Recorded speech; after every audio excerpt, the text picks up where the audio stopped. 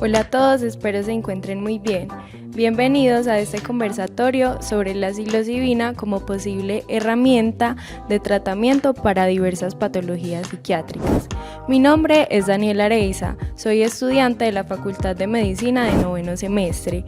En este conversatorio el día de hoy nos acompañan dos invitados muy especiales, el profesor de la Facultad de Medicina David Velázquez y el residente de la Facultad de Medicina en la especialización de Psiquiatría, Leonardo Lora.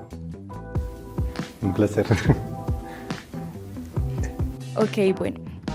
En este conversatorio vamos a estar hablando sobre la psilocibina, qué es, para qué se usa principalmente y algunas preguntas que hemos tenido a lo largo de nuestra investigación sobre la psilocibina. Tenemos que aclarar dos cosas muy importantes, y es que primero, en este conversatorio no buscamos promover ideologías. Lo que conversemos hoy acá no compromete en ninguna instancia la postura de la universidad, simplemente buscamos promulgar información basada en ciencia. Ahora vamos a pasar a nuestras preguntas, pero antes queremos que nuestros invitados se presenten cada uno. Hola Dani, hola a todos, muchas gracias por la invitación, a ti y a la universidad por facilitar este espacio. Yo soy David, mi formación es en citohistología, soy biólogo también y magíster en filosofía de la Universidad de Antioquia y doctor en complejidad del viviente de la Sorbona. Actualmente soy docente investigador de la Facultad de Ciencias de la Salud, adscrito al programa de medicina y coordino el grupo de neurociencias y envejecimiento GISAM de la misma facultad. Bueno, muchas gracias por la invitación, Dani, y pues a la facultad por permitirme este espacio. Mi nombre es Leonardo Lora, yo soy residente de tercer año de psiquiatría de la Corporación Universitaria Remington. También estoy haciendo una maestría, actualmente soy maestrante de neuropsicología de la Universidad Oberta de Cataluña y hago también parte del equipo investigativo dentro del grupo GISAM. Ok, muchas gracias. Bueno, para iniciar, profe David, me gustaría que nos diera una breve introducción sobre qué es la psilocibina y para qué se usa actualmente. Es una sustancia denominada análogo de la serotonina. Esto quiere decir que químicamente son sustancias muy parecidas, actúan a través de los mismos tipos de receptores. Es extraída a partir de un hongo del género Psilocibe, del cual se han descrito poco más de 100 especies. Y actualmente, pues, dentro del contexto clínico, que es lo que nos compete, hay estudios que apuntan hacia un posible uso terapéutico dentro de diferentes patologías. Dentro de ellas principalmente, ya ahorita Leo nos contará un poco más, pero principalmente sobre el trastorno de depresión mayor, también asociado pues como ansiedad, estrés postraumático, entre otras patologías. Ok, muchas gracias. ¿El doctor Leo quiere complementarlos en algo?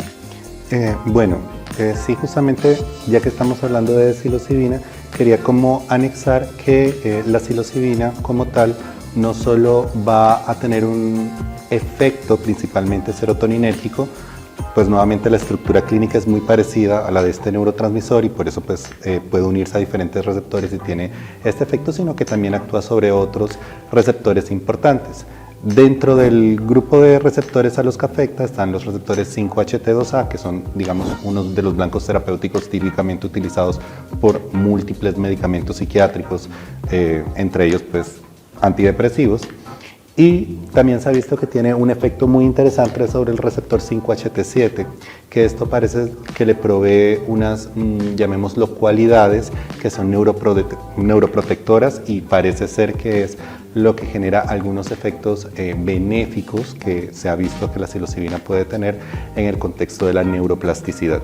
También se ha visto que la psilocibina como tal parece tener un efecto motor de la liberación de Brain Derived Neurotrophic Factor en algunos casos. Entonces parece que tiene múltiples cualidades que pueden ser interesantes dentro del contexto terapéutico en psiquiatría. Ok, súper bien. Respecto a lo que tú me estás hablando, va una primera pregunta para ti. ¿Tú crees que por los efectos que me cuentas y por lo que causa a nivel cerebral, la psilocibina en un futuro se podría reemplazar, reemplazar los antidepresivos como los IRS por esta sustancia? Bueno, es un poco difícil decir que uno puede utilizar la psilocibina como terapia de reemplazo específico para antidepresivos. Es difícil, me refiero porque la psilocibina tiene un efecto psicodélico dentro de, digamos, el contexto de aplicación. Y esto parece tener que ver con que la psilocibina parece también estimular liberación dopaminérgica en múltiples vías. Esto no es necesariamente negativo, pero genera algunas, digamos, inquietudes precisamente porque por el efecto psicodélico que tiene, eso podría en algunas poblaciones vulnerables generar la aparición de otras patologías mentales, o sea, no sería 100% inocuo. Ahora, la psilocibina, si bien tiene un efecto psicodélico, se está tratando en algunos casos de evaluar si puede tener un efecto más como psicoplastógeno. Psicoplastógenos son sustancias que afectan la plasticidad a nivel del sistema nervioso central, como la psilocibina, pero que, entre comillas, son inocuas en el contexto en que no tienen ese efecto psicodélico concomitante. Hay dos sustancias que se están estudiando por ese efecto psicoplastógeno actualmente, que son la ketamina, que si bien tiene un poquito de efecto psicodélico, hay que acaba de aclararlo, parece que a dosis muy bajitas ese efecto puede no ser tan marcado. Y otro que se está estudiando mucho es la ibogaína, que es otra sustancia, también otro derivado de plantas, que tiene un efecto muy interesante, particularmente en síndromes de abstinencia a diferentes, digamos, sustancias psicoactivas, entre las que se incluyen heroína, cocaína. Entonces, la ibogaína en particular se ha estudiado, no tiene como ese efecto, digamos, psicodélico o psicotrópico que pueden tener algunas de estas otras sustancias, y sí tienen como ese efecto positivo. En el contexto específico de la psilocibina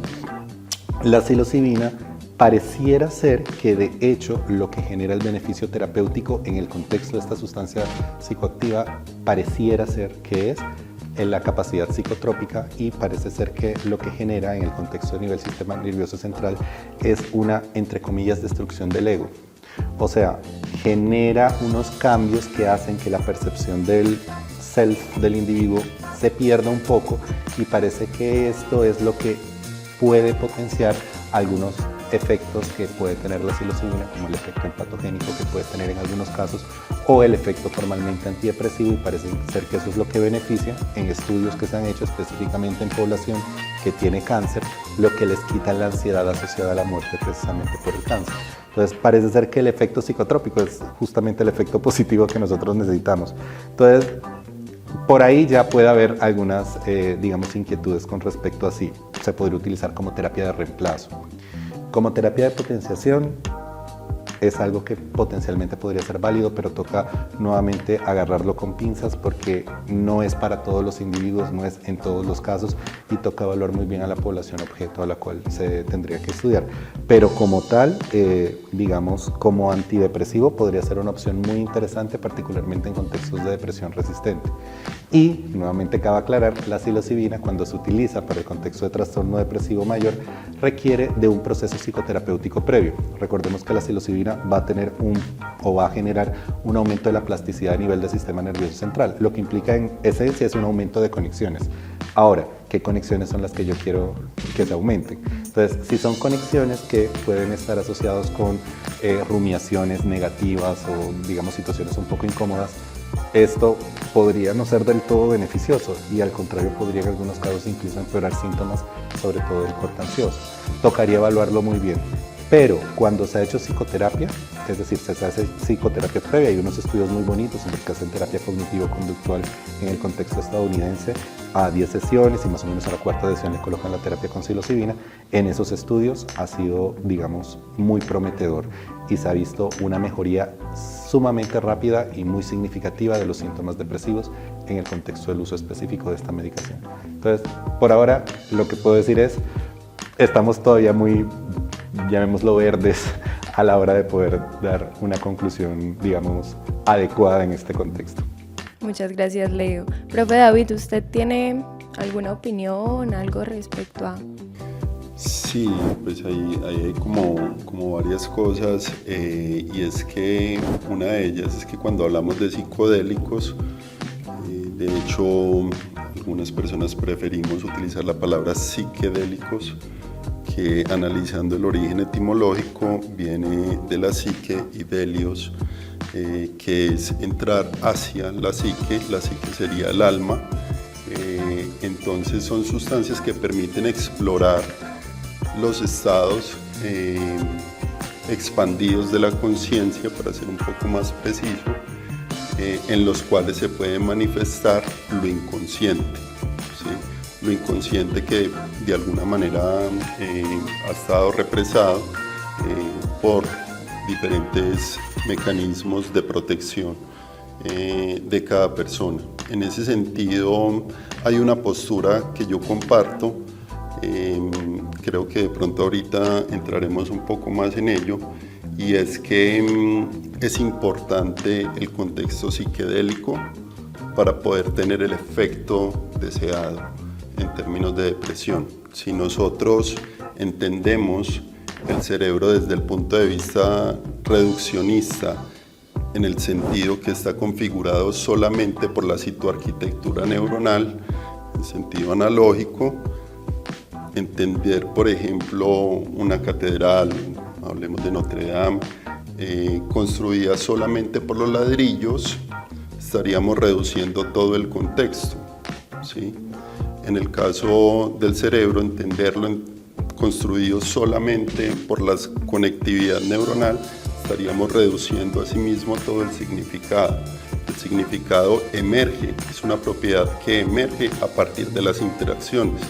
No es que no sean importantes, claro, para construir la catedral se necesitan los ladrillos, para construir un yo se necesita un cerebro, se necesita tener la conectividad neuronal, pero no es suficiente, no es reducida de hecho. Ok, muchas gracias. Bueno, sigamos con la siguiente pregunta, y es: ¿cuál es el contexto legal de la psilocibina actualmente aquí en Colombia? Ok, no es mi área de experticia, desafortunadamente, la parte legal.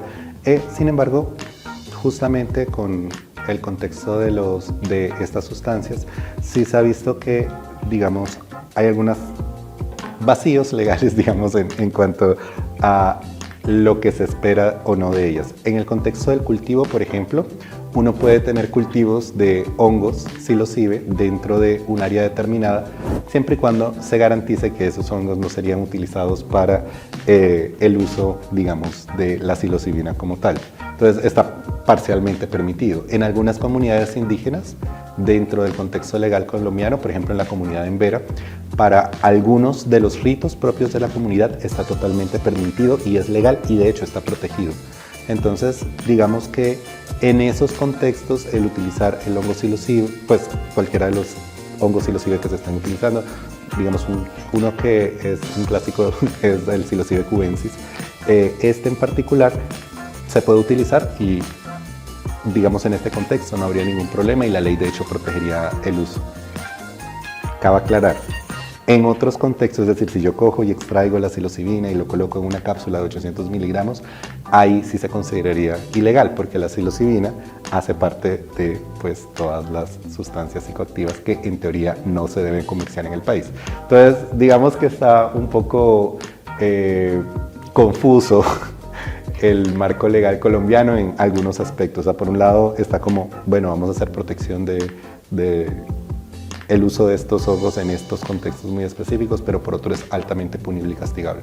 Entonces está ahí. Y para el contexto de investigación, sé que hay muchas dificultades en cuanto a la obtención de los materiales, precisamente porque se considera un estupefaciente. Entonces, y una posible sustancia de abuso. Entonces esto genera muchas dificultades en el contexto investigativo específico. Es muy difícil adquirirlo y conseguirlo y manejarlo.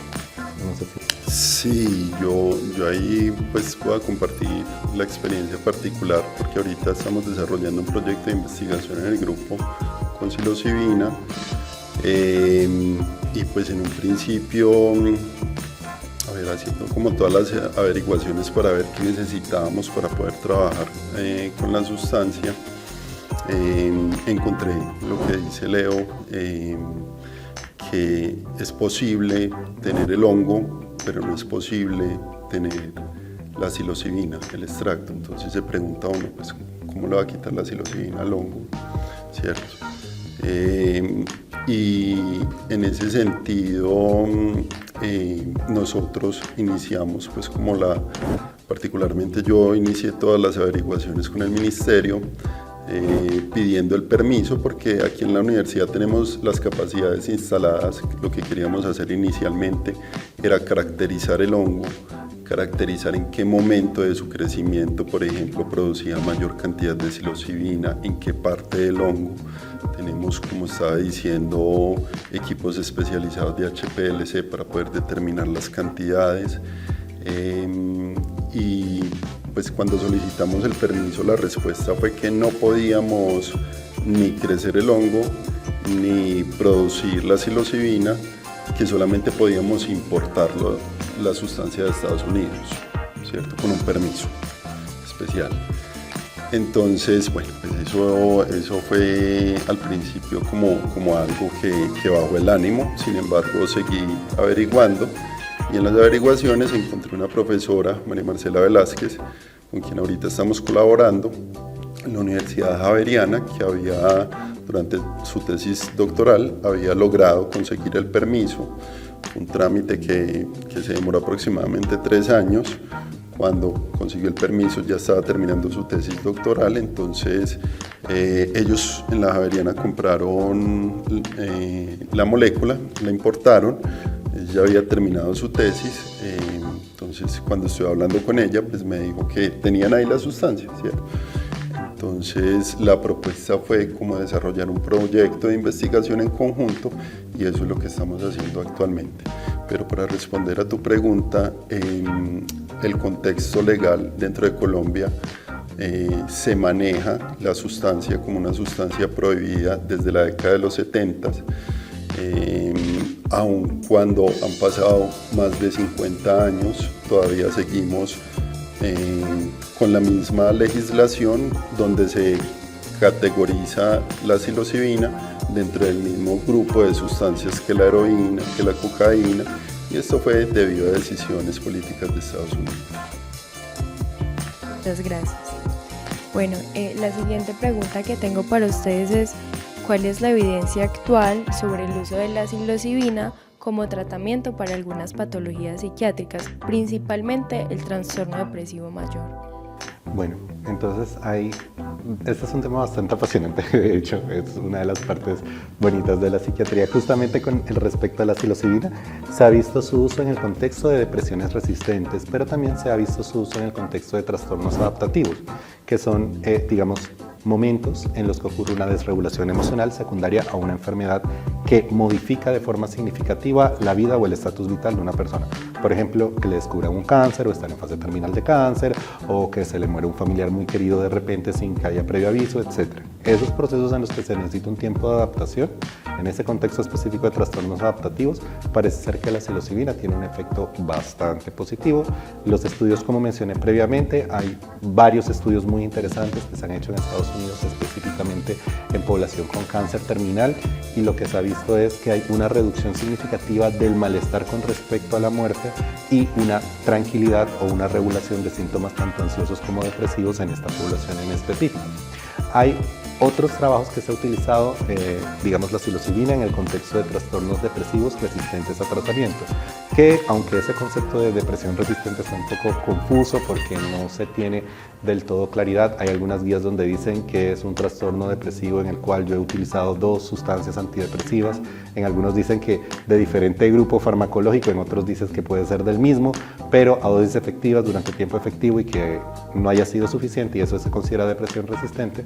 Nuevamente no hay claridad del todo en este aspecto, pero el punto está en que en esos pacientes que tienen depresión resistente parece tener un efecto muy positivo si se hace bien. Y nuevamente aquí vuelve el punto, ¿cómo es hacerlo bien? Que tengan una psicoterapia previa antes de iniciar el proceso.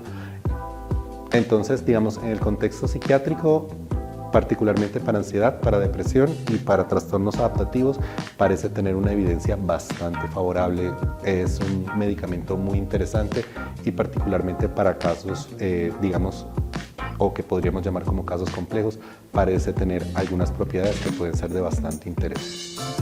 Dicho eso, también hay que tener en cuenta que hay algunas poblaciones en las que no está recomendado el uso de psilocibina, y esas poblaciones incluyen aquellos que han tenido trastornos del espectro psicótico. Entonces, todo lo que tiene que ver con esquizofrenia o que haya tenido psicosis dentro del proceso, trastorno afectivo bipolar con síntomas psicóticos, trastorno depresivo mayor con síntomas psicóticos, son personas que dentro de los estudios no se han analizado.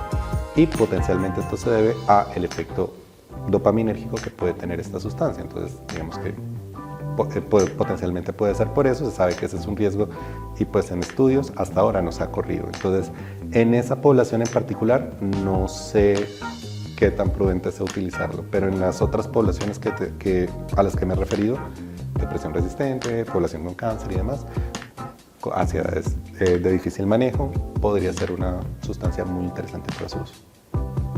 Sí, en adición a lo que contaba Leo, no solamente en Estados Unidos, donde en particular en Harvard, en California, en Baltimore, con quien he hablado directamente con el profesor, ahorita hablamos de sus estudios, me gustaría contar un poco más sobre ello. También en Australia, en Inglaterra, en el Imperial London College, hay muchas universidades alrededor del mundo, en Suiza también, donde se están desarrollando estudios tanto a nivel preclínico como clínico, y existen también metaanálisis que sustentan la evidencia científica que apunta hacia un posible uso de la psilocibina, como bien contaba Leo, con efectos significativos, efectos positivos. Hay algo que subyace a los estudios clínicos y preclínicos, y es el estudio en animales, en animales diferentes a los humanos. Resulta que pues, la psiquiatría es una disciplina relativamente joven y tiene uno de los inconvenientes que es cómo entramos al cerebro, ¿cierto? Cómo analizamos si no es con el comportamiento, con las respuestas. Claro, hay técnicas de imagenología, hay técnicas, actualmente se vienen desarrollando algunos tipos de marcadores. Ahorita Leo hablaba del BDNF, que es una neurotrofina que se ha visto muy relacionada con procesos de neuroplasticidad. ¿Sí? Sin embargo, es difícil ver qué está pasando en el cerebro. De ahí los modelos animales han venido ofreciendo algunas respuestas. Se han creado modelos, particularmente en ratones y en ratas, en los cuales se les genera estados de depresión, estados de ansiedad, y posteriormente se tratan con psilocibina. Los resultados han mostrado que en el grupo no tratado, donde hay características similares a la depresión, hay una despoblación en la conectividad sináptica en un área particular de la corteza prefrontal. Anteriormente se creía, por ejemplo, que la depresión estaba asociada con una falta de serotonina. ¿Sí? Hoy en día hay otras alternativas, como que no es tanto la falta de serotonina, sino la falta de conectividad. Claro, si no hay neuronas que estén generando conexiones allí, no va a haber serotonina disponible para funcionar. Lo que se vio en estos estudios es que en las ratas tratadas con psilocibina hay un aumento significativo en la conectividad en estas áreas, lo cual de alguna manera desde la neurobiología empieza a aportar también hallazgos que sustentan el por qué la psilocibina podría ser un buen candidato para el tratamiento de estas enfermedades, de estos trastornos. Muchas gracias, profesor David y Leo. Y tengo una pregunta para ti, Leonardo.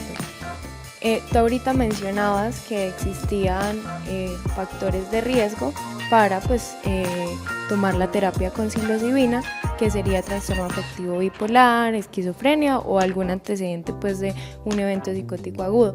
Mi pregunta es, ¿qué riesgo existe de desencadenar un evento psicótico agudo en una persona que no tenga ningún historial médico de estas patologías o de estos estados? Bueno, ahí hay un problema y es que no hay suficientes estudios al respecto, es decir, precisamente porque la psilocibina es una sustancia que es ilegal, es un poco complejo, digamos, hacer un estudio de, bueno, vamos a ver a cuánta población no afectada le podemos colocar y digamos, eso genera algunas complejidades, digamos, para dar estadísticas específicas.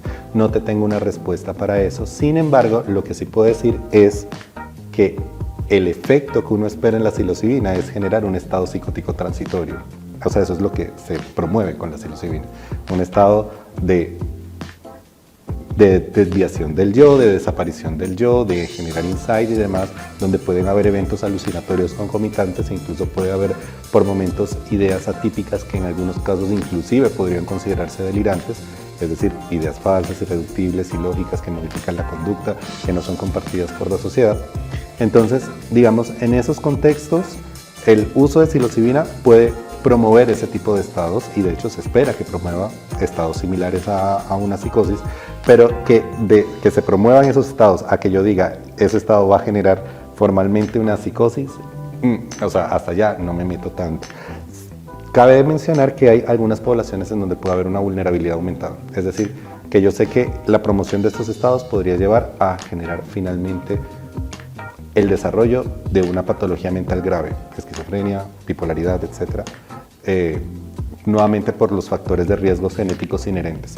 Entonces, en el contexto de la población antioqueña, nosotros sabemos que más o menos el 7% de la población puede tener riesgo de desarrollar trastorno afectivo bipolar.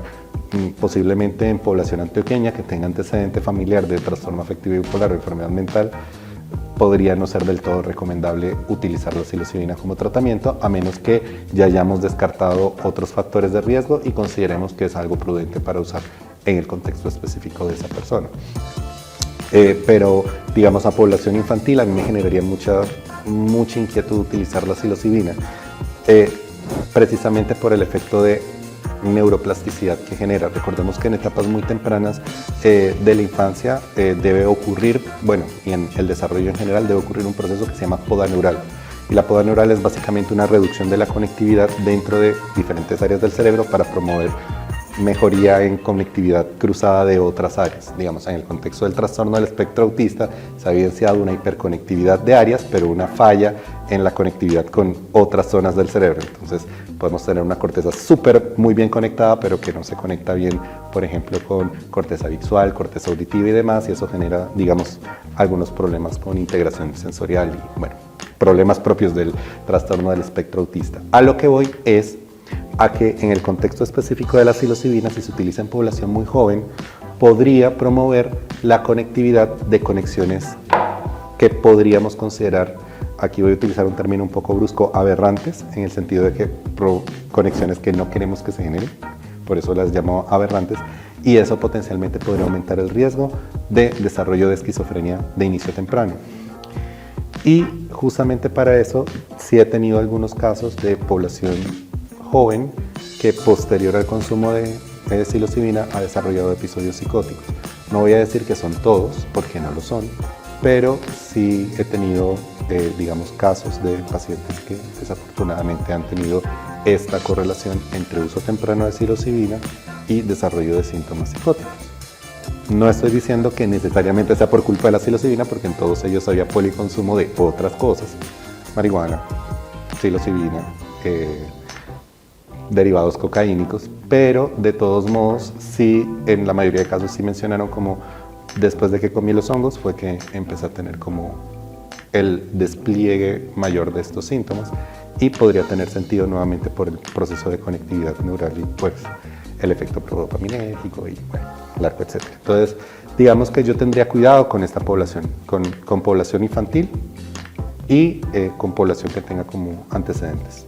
Estadísticas, desafortunadamente, no te tengo. Tristemente faltan muchos estudios para poder evidenciar estas cosas. Profe David, ¿tiene algo para decir? Me gustaría preguntarle a Leo desde la psiquiatría cómo definen la psicosis. Entonces, para nosotros definir psicosis, nosotros realmente utilizamos, digamos, unos criterios que son los del DSM-5. Entonces, lo primero es una alteración en el pensamiento, y aquí estamos hablando de la presencia de ideas delirantes. Lo segundo es la presencia de alucinaciones. Ideas delirantes nuevamente es a lo que me referí previamente, ideas falsas, irreductibles, que modifican la conducta, que son ilógicas, que son irreales, que no son compartidas por la sociedad, eso por un lado. Por otro lado está la parte de las alucinaciones, que son la percepción de fenómenos sin que haya una estimulación externa que los genere. De fenómenos sensoriales, aclaro. Entonces, por ejemplo, escuchar voces, ver cosas que otras personas no ven, percibir olores que otras personas no perciben y demás. En el contexto específico de la psicosis, lo más frecuente es que el fenómeno alucinatorio sea casi siempre auditivo, aunque en algunos casos puede ser visual, pero lo más frecuente es que sea auditivo. Ok, cumplido eso, también tiene que haber una desorganización en el comportamiento. Es decir, la persona tiene que generar una serie de conductas que no tienen un fin específico o que son, utilizar aquí el término bizarro, pero no en el término español, sino anglicano, que es raro, no bizarro como en el español, que es heroico. Entonces, tener unas conductas que son bizarras, es decir, raras, atípicas, no compartidas por la sociedad, y adicionalmente a eso también va a haber desorganización en la forma en la que se estructura el lenguaje de la persona. Entonces va a haber un lenguaje desorganizado, un comportamiento desorganizado, la presencia de delirios y la presencia de alucinaciones. Si se cumplen los cuatro, nos estamos enfrentando muy probablemente ante un episodio psicótico. Ahora, ese episodio psicótico puede ser de corta duración o de más larga duración, y dependiendo de la temporalidad, es decir, si dura menos de un mes, si dura de un mes a 6 meses o si dura más de 6 meses, va a definirse si nos estamos enfrentando a un episodio psicótico agudo, si nos estamos enfrentando a un trastorno esquizofreniforme o si nos estamos enfrentando a una esquizofrenia formalmente. Si se genera una esquizofrenia, lo que nosotros sabemos es que eso va a persistir a lo largo del tiempo, es decir, este patrón de desorganización conductual va a persistir durante el tiempo y probablemente va a generar efectos neurocognitivos significativos, deterioro estructural y funcional, alteraciones en las habilidades y en los dominios cognitivos específicos de la persona. Entonces, pues, nuevamente, es un poquito eso. Ahí brevemente un comentario, y es que la pregunta es por qué dentro de la exploración de los psiquedélicos se trata de hacer una diferencia entre las alucinaciones con las visualizaciones, ¿sí? Porque diferente a otras sustancias, la psilocibina, y pues aquí hago la claridad que no estoy hablando de personas con trastornos de bipolaridad o esquizofrenia, sino que en la población sana genera efectos de visualización más no de alucinación, donde de hecho se logra distinguir lo que llamamos real de lo que no, y la visión ocurre inclusive con los ojos vendados, es decir, ocurre hacia adentro. Eso pues como un breve comentario. Dale, Daniel. Muchas gracias. Bueno, la siguiente pregunta sería: ¿cuáles son los principales riesgos fisiológicos y psiquiátricos asociados al uso de la psilocibina? Bueno, ya los habíamos hablado un poco, que es el potencial desarrollo de un episodio psicótico o generar formalmente una esquizofrenia, que como mencioné, los casos que yo he tenido han sido casi siempre de población infantil. Entonces eso es como un riesgo grande, pero como tal, que yo diga como la población general, realmente no he notado tanto en población, digamos, sana, que no tiene estos antecedentes, no he notado otros riesgos como significativos. De hecho, al contrario, los efectos benéficos. ¿Y fisiológicos? Bueno, fisiológicamente sí hay varias cosas. Recordemos que la psilocibina sí genera una estimulación significativa de receptores serotoninérgicos y dopaminérgicos, entonces eso puede generar algunos efectos, resequedad bucal, es muy frecuente que se genere alteraciones gastrointestinales, mucho malestar en ese aspecto, diarrea y vómito son de hecho dos efectos adversos no tan infrecuentes en el contexto de uso de psilocibina. En algunos pacientes se ha visto que puede generar un poquito de retención urinaria, entonces hay que tenerlo en cuenta. La resequedad bucal puede ser muy significativa y puede generar eventos de hipotomanía, entonces puede incurrir en alteraciones hidroelectrolíticas. La sudoración excesiva, es decir, la diaforesis, no es infrecuente, de hecho ocurre con mucha regularidad, y en algunos casos las experiencias psicodélicas pueden ser fuertes e incómodas, entonces sí hay que tener en cuenta todos, digamos, estos factores de riesgo asociados, porque les puede generar durante el evento psicodélico un aumento de ansiedad, puede generarles, digamos, dentro de las conductas bizarras, hacer cosas como que uno no esperaría que hicieran. Entonces hay que como manejar un grado de seguridad alrededor del momento en el que se genere por esos aspectos, pero principalmente eso es lo que se genera, hasta donde tengo entendido. No sé si... Brevemente, pues para agregar algo, es que no se ha encontrado una dosis letal y la toxicidad es supremamente baja. Listo, muchas gracias. Bueno, la siguiente pregunta sería, ¿será posible tener un uso terapéutico de la psilocibina sin que hayan efectos psicodélicos? Se ha intentado, hay algunos estudios underground en los cuales se ha utilizado el uso de psilocibina combinado con antipsicóticos al tiempo para reducir un poco el efecto psicodélico de la psilocibina. Y con esos estudios, pues digamos en esos reportes de caso, porque más que nada son reportes de caso comentados, ni siquiera como tal que yo haya visto formalmente escritos, lo que se ha mostrado es que el efecto positivo parece igual mantenerse un poco, es decir, el efecto antidepresivo parece persistir, aunque no tan efectivo como cuando se da la psilocibina sola, lo que podría indicar que por ahí de pronto podría ser un camino para poder tratar de forma, entre comillas, segura este tipo de trastornos, me refiero a depresiones resistentes y ansiedades resistentes. Sin embargo, nuevamente hay otra postura en la que se ha visto, pues si lo que promueve el beneficio es el efecto psicotrópico, ¿para qué lo queremos quitar? Al contrario, deberíamos promoverlo, todo lo contrario, deberíamos tratar de hacer que sea más fuerte. Entonces, digamos que ahí están esas dos posturas. Parece ser que la respuesta es posiblemente, de pronto, pero no se tengo como la respuesta como específica. La respuesta corta es no lo creo. La explicación y la prueba creo que vendrá pronto. Te había comentado ahorita que en Baltimore el doctor David Oslund está desarrollando un estudio en el cual están haciendo un análogo de la psilocibina que no tiene el efecto psicodélico. Entonces eso nos permitirá pues tener una respuesta. Digo que no creo que sea el caso, es por lo que decía Leo, que el psicodélico es una incitación y una herramienta para amplificar los estados del inconsciente, para que se empiece a manifestar y a partir de él trabajar sobre lo que hay. Por eso la importancia de tener el uso terapéutico dentro de un contexto psicológico. Listo, muchas gracias. Y ya para finalizar, la última pregunta sería, ¿ustedes qué consideran que falta en la evidencia y en la norma colombiana para que se apruebe la psilocibina como medicamento o como un compuesto terapéutico para las patologías? Bueno, lo primero que yo creo que se tiene que hacer es permitir investigar.